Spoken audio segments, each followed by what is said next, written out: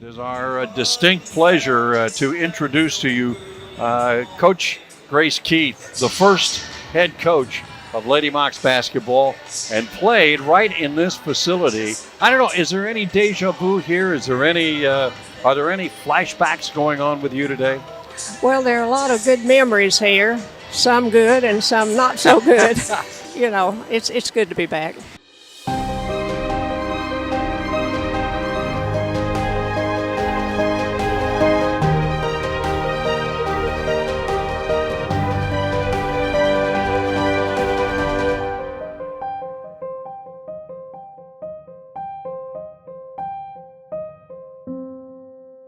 I'm Laura Heron. I'm the Executive Associate Athletic Director, Senior Woman Administrator, and Deputy Title IX Coordinator for Athletics. Title IX is an educational amendment. So at first it helped women get into these professional schools, and then it kind of trickled down into athletics because they were seeing that the females were not getting the same opportunities, the same kind of equipment and training that the male athletes were getting.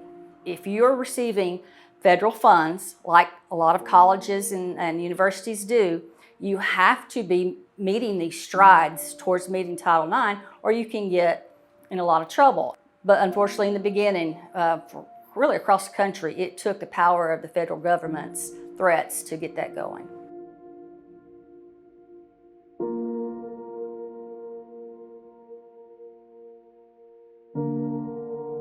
I was a freshman in the fall of '71. We had basketball my freshman year, my sophomore year. My junior year, we did not.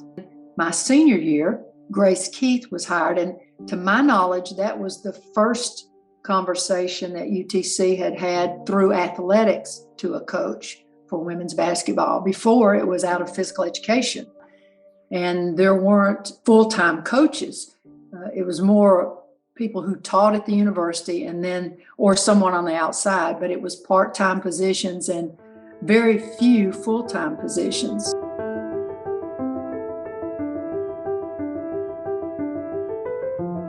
When I went into coaching, I always wanted to play. I didn't necessarily care about coaching. But when I went into high school coaching, I did not mean to stay forever. I gave myself 10 years at Hickson High School. And my good principal there was about to retire and asked me to stay on 2 more years. So I stayed 2 years after that. And then I left Hickson High School.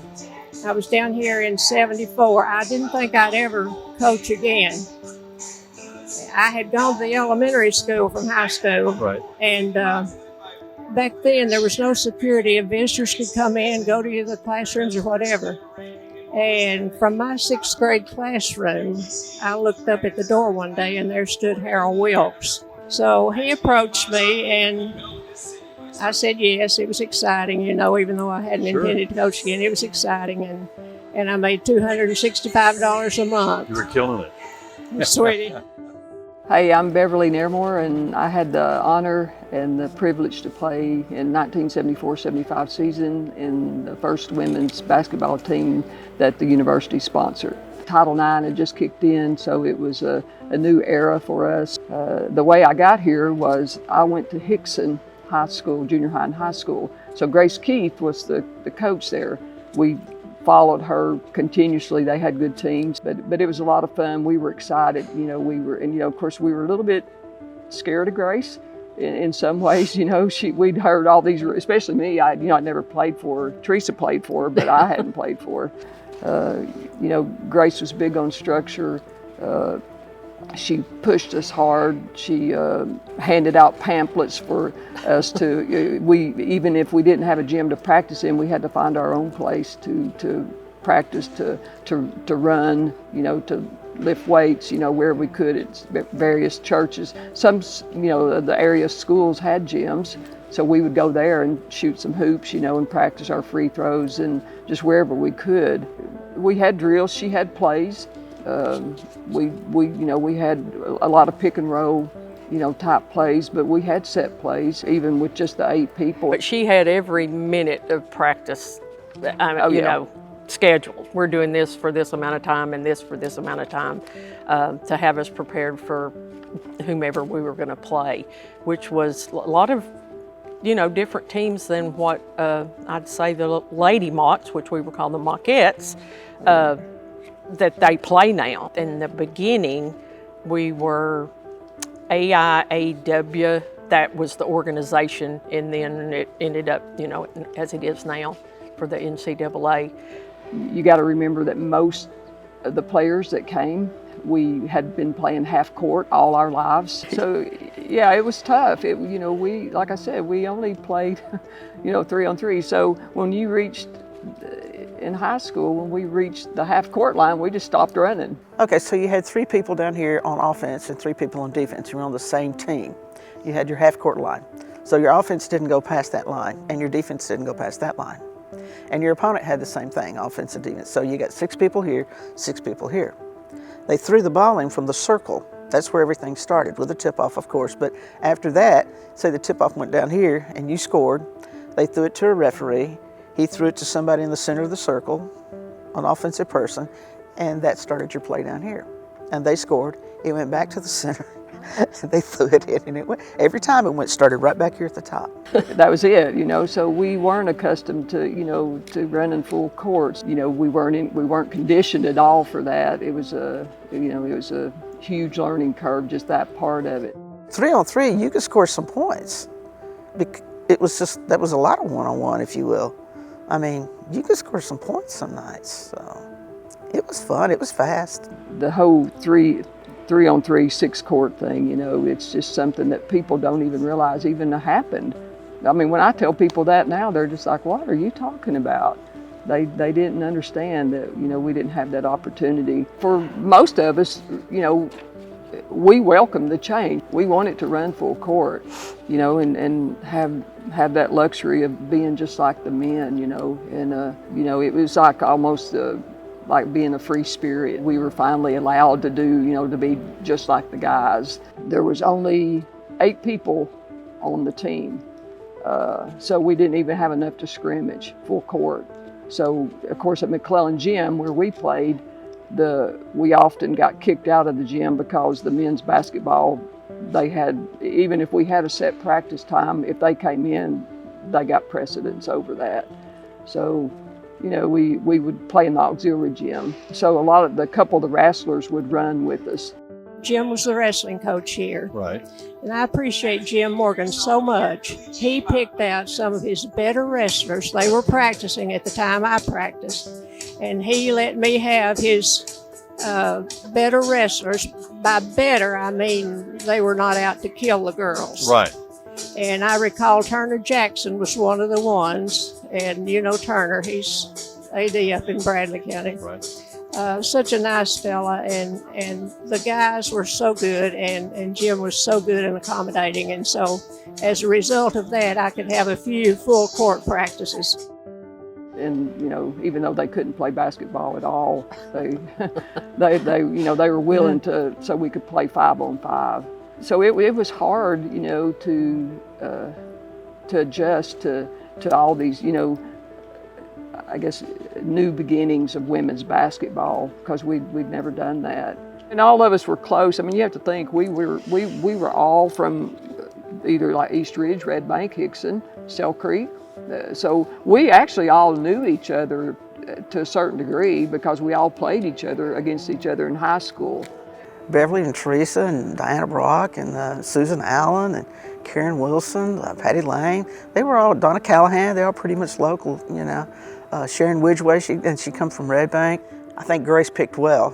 She didn't pick me, I picked her, so, that was not it. But I think the girls that she picked, like Beverly and Teresa and those guys, I think that made the difference, because they were really good players. And she had enough knowledge to put those good players in a position, I think, where they could be successful.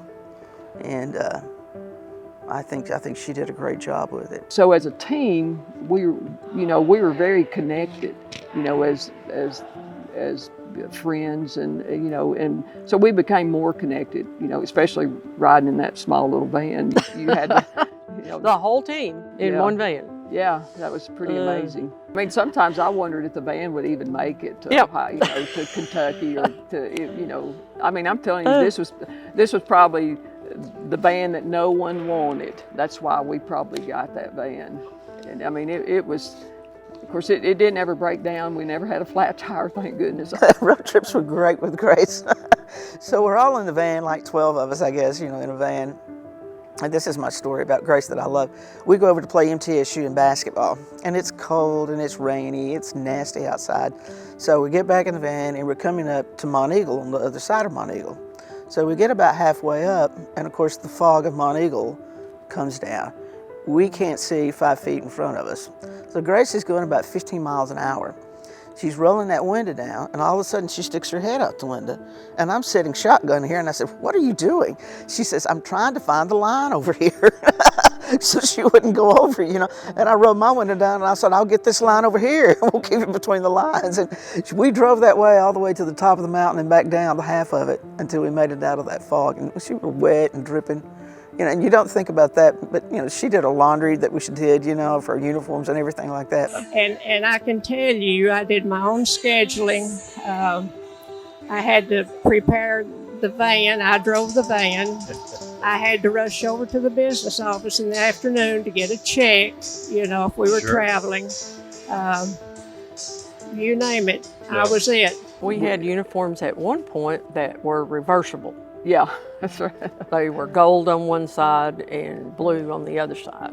And we wore our PE uniform shorts. When I came to UTC, we bought our shorts, our own shorts. We bought our shoes.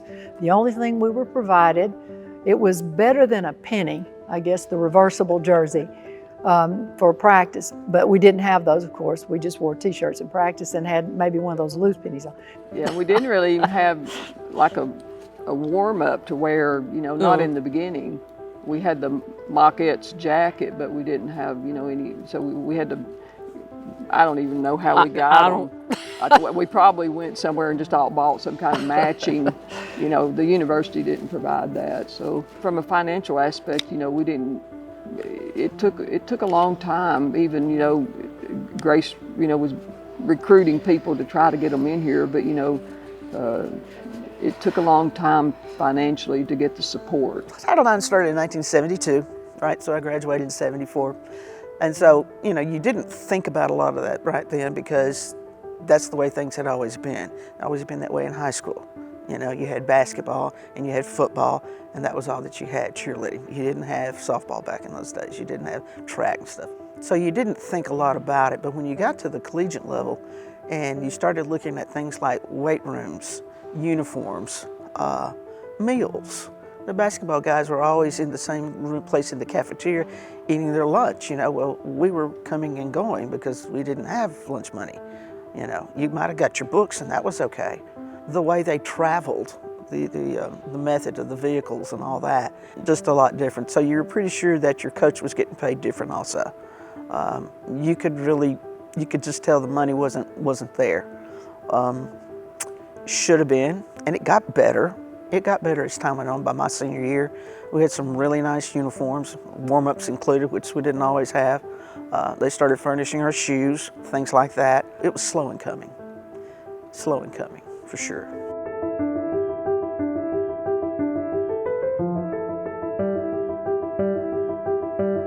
She wanted us to have a hard schedule. She said, you can't get better if you don't play tough teams. She had that mentality. So, we did play tough teams. We had a size difference. We didn't have anyone 6 foot. Probably the tallest player might have been 5'7", maybe. We were playing Tennessee Tech at Tennessee Tech. Yeah, I know what you're gonna say. And we were getting killed, absolutely annihilated. And so bad, we were, I guess, just scratching and clawing, so to speak, that everybody fouled out when we had to play 4. We only had 4 players left. We had 4 players, and they had 5. Well, the girl that had played at Hickson, Valeria Russell, she was playing for Tech, and she was tall. Yeah, and I remember her hitting somebody. I guess you could wear rings back then. You did. I don't know where she did and wasn't supposed to, and hit somebody in the top of the head, and it was bleeding. Well, then that was like, okay, now what are we going to do? So it was that, it was memorable. I'll say that. At the time, we were like, what are we going to do? Yeah, we just kept playing, Yeah. you know, till it was over. But yeah, we had to be careful about that, you know, with only 8 players, you know, you didn't want to foul at all. You know, you had to try to steer clear of that. You know, and there was a photo of me, and I was 5'4", and I mean, with me guarding somebody that's over 6 foot, you know, and I'm just like, there's no way. I mean, I couldn't even jump to reach the top of her. You know, it's like, oh my gosh. That's why I said you had to be quick. You know, to try to, you know, get down the floor and be ahead of them, because, you know, once they posted up, you know, and we would double team, triple team, do whatever. Of course, we did get into a lot of foul trouble by trying to do all that. But I think the Tennessee Tech game was probably one of the lows. Yeah, one you don't forget. Yeah. Yeah, that was a game for me, the Tennessee Tech game was, and I think she knew that. I think really Tennessee Tech was the. I mean, That was they were like the Immaculata, Right. For the, you know, for this area. So they were the, you know, the team that we aspired to be, that we wanted to be like, you know, to try to get to that level. Because even UTK, they, you know, they were good, but they weren't at that level of play like they are. You know, it didn't take Pat Head Summit long to get them, you know, to get them there. To get them there. I remember we played Tennessee one time, and we almost beat them. I don't know, somebody, I'm sure missed a shot or something, but we almost beat them. It was close. But I mean, it was a really close game, so that was probably the most memorable game and the game that Grace talked about the most too. Because she really wanted to beat UTK, you know, with Pat Head at the helm. I played Pat Summit in the Lady Vols here that year. This was her first year at UT, and of course this was in '74, and this was my first year here. And we really gave them a very, very good game. Now you got to remember, I didn't have but about 7 girls. Right. And we really had them beaten going into the last 3 seconds. We were 1 point up. And one of my players took the ball and got a rebound and drove all the way down and missed the layup. And Tennessee beat us, Lady Vols beat us by 1 point. So I tell everybody, I'm in the Lady Vol record book. We even played Cleveland State one time in Chattanooga State too, you know, which was not done, I don't think, at that time, playing junior colleges, you know. But that, and we played Covenant. Had some good close games with Covenant College. Yeah, local, most of them. When we did travel into like Covington, Kentucky, and we had some of those tournaments, it was, we were just so amazed that, you know, here's all these women playing basketball, you know, because we were almost in a bubble, sheltered, you know, until we got to tournament time. You know, we had games, but all of them were pretty close to here, really, for the most part. So to travel for hours and actually get to spend the night somewhere, you know, that was like, wow, this was pretty cool. We, you know, had never experienced that. If I had known, I would have bought stock in Rolaids and Kleenex. You never saw her without Rolaids in her pocket and Kleenex. I don't know, it was allergies or what it was, but you would see her with a Kleenex and Rolaids. So I guess we were the cause of the Rolaids, but. Do you feel like a pioneer? I mean, that's what they call you around these parts, the pioneer of women's basketball at UTC. Well, I believe Weed, with the newspaper, referred to me as the godmother of basketball. That one too. So I don't know, you know, really. But she loved basketball, but you know, but she loved people more than anything. She was just such a good person. The Amazing Grace.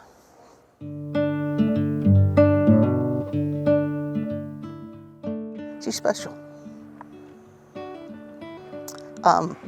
Special to all of us, because not just was she a coach, she's like a second mom. Grace Keith was a competitor, a fierce competitor. She was funny. She was very serious, and she meant business. Grace herself was a great basketball player. She was from Sell Creek. She played at Tennessee Wesleyan.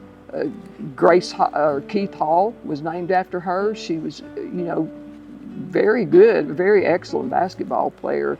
Well, she was gray-headed when I met her, but I don't think she was that old. And it may have been more blonde than gray, but you know, blue eyes, easy smile. She'd always say, "Come here, gal."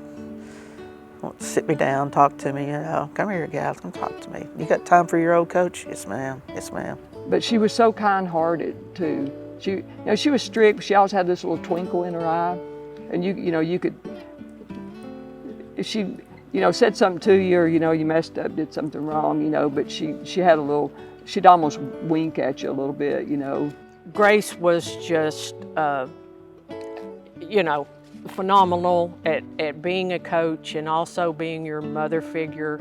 I think it was the challenge that she loved. She was a good coach, an even better person.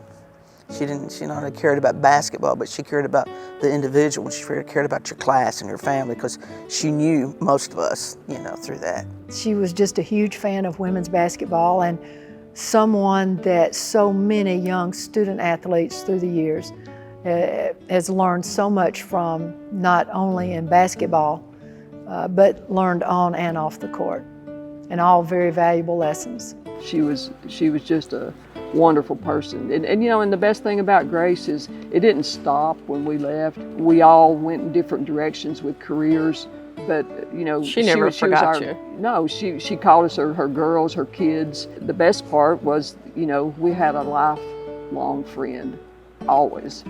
I think she was the perfect fit for UTC at the time.